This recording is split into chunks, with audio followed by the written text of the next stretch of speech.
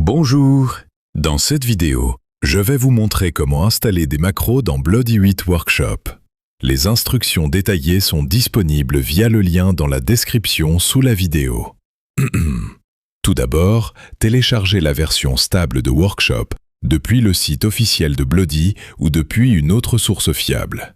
Après l'installation, lancez le programme et passez la souris en mode Full Key Programming.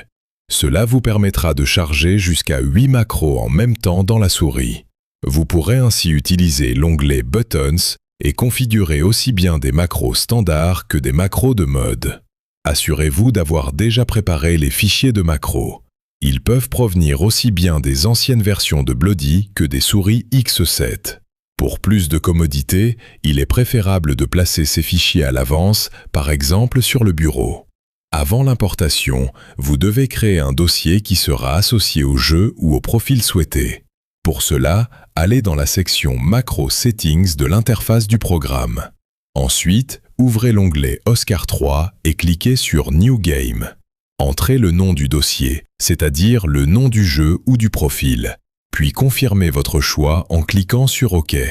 Le dossier créé deviendra l'emplacement de stockage de vos macros. Bloody 8 stocke les macros et les dossiers dans ses ressources internes. Il est donc possible de les créer, de les modifier et de les importer uniquement via l'interface du programme lui-même. Ensuite, dans le mode Macro Settings, sélectionnez l'option File from Outside. Recherchez le fichier de macro préparé à l'avance. Il peut se trouver dans n'importe quel dossier pratique pour vous, mais par défaut, le programme ouvre généralement le bureau.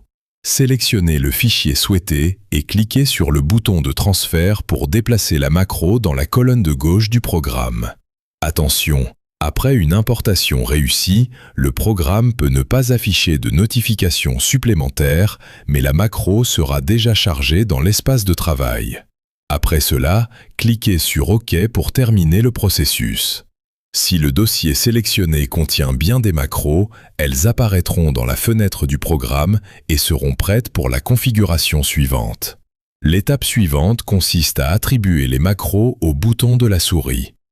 Passez en mode Full Programming et sélectionnez le profil 2, 3 ou 4. Le premier profil peut être utilisé pour les fonctions de base. Les macros classiques s'exécuteront immédiatement lorsque vous appuierez sur le bouton auquel vous les aurez attribués. Choisissez le bouton sur lequel vous souhaitez installer la macro. Par la suite, ce bouton servira à activer et désactiver la macro, tandis que la macro elle-même s'exécutera avec le bouton gauche de la souris. Cliquez sur le bouton souhaité dans l'interface du programme, puis, dans la liste des actions, sélectionnez l'option permettant de charger le fichier de macro. Ouvrez le dossier créé précédemment, trouvez le script souhaité et cliquez sur Apply.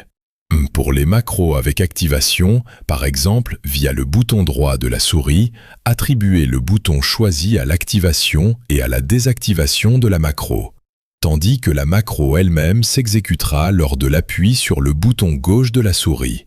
Ainsi, la macro sélectionnée sera chargée dans la souris et prête à être utilisée. Il est important de garder à l'esprit que tous les appareils ne prennent pas en charge l'installation de macros.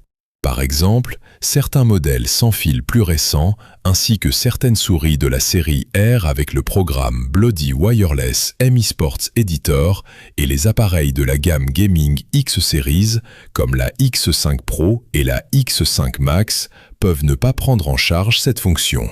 Comment vérifier la compatibilité ? Avant d'acheter l'appareil, il est recommandé de se rendre sur le site officiel bloody.com, d'ouvrir la section des téléchargements et de vérifier quel logiciel est pris en charge par votre modèle précis. À l'heure actuelle, la prise en charge des macros est disponible dans des programmes tels que Bloody 7, Bloody 8 Workshop et Bloody eSports. Si, dans la nouvelle version du programme, les macros cessent de fonctionner ou si les paramètres ne sont pas enregistrés, essayez de supprimer complètement de votre ordinateur toutes les anciennes versions du logiciel Bloody 6, 7 et 8. Ensuite, rendez-vous sur le site officiel de Bloody et téléchargez la version la plus récente du programme. N'oubliez pas non plus d'exécuter Workshop 8 en tant qu'administrateur. Si cela ne vous aide toujours pas, il est parfois recommandé de passer à une autre version compatible du programme, car Workshop 8 peut encore présenter une certaine instabilité.